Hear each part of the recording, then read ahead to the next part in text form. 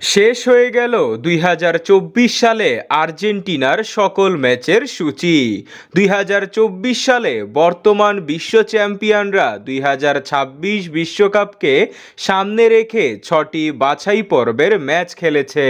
শেষ কয়েকটা দিনে আর কোনো আন্তর্জাতিক ম্যাচ নেই আর্জেন্টিনার পরবর্তী ম্যাচ রয়েছে ২০২৫ সালে, যেখানে ২০২৬ বিশ্বকাপকে সামনে রেখে শেষ ৬টি বাছাই পর্বের ম্যাচ খেলবে আর্জেন্টিনা।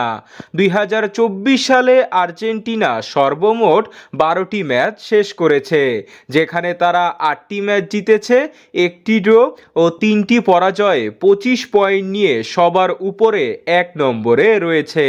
তারা সবার আগে ২০২৬ বিশ্বকাপের মূল পর্বে চলে গিয়েছে। তাদের আর কোনো বাধা নেই, তবে তাদের আরও ৬টি বাছাই পর্বের ম্যাচ রয়েছে, যা খেলবে ২০২৫ সালে। ২০২৫ সালে আর্জেন্টিনা প্রথম ম্যাচটি খেলবে মার্চ মাসের ২০ তারিখ শক্তিশালী উরুগুয়ের বিপক্ষে। এর ঠিক ৪ দিন পর আর্জেন্টিনা মুখোমুখি হবে চিরপ্রতিদ্বন্দ্বী ব্রাজিলের বিপক্ষে। ম্যাচটি অনুষ্ঠিত হবে মার্চ মাসের ২৫ তারিখ।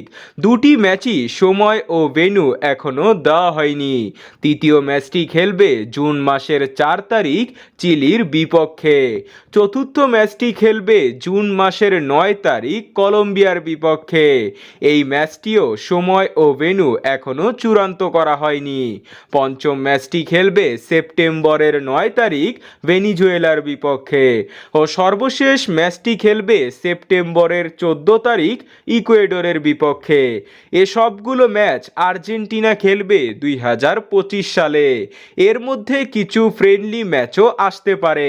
যখন কোনো ফ্রেন্ডলি ম্যাচ রাখা হবে তখন আপনাদের এই চ্যানেলে জানিয়ে দেওয়া হবে। সে পর্যন্ত আমাদের সাথেই থাকুন।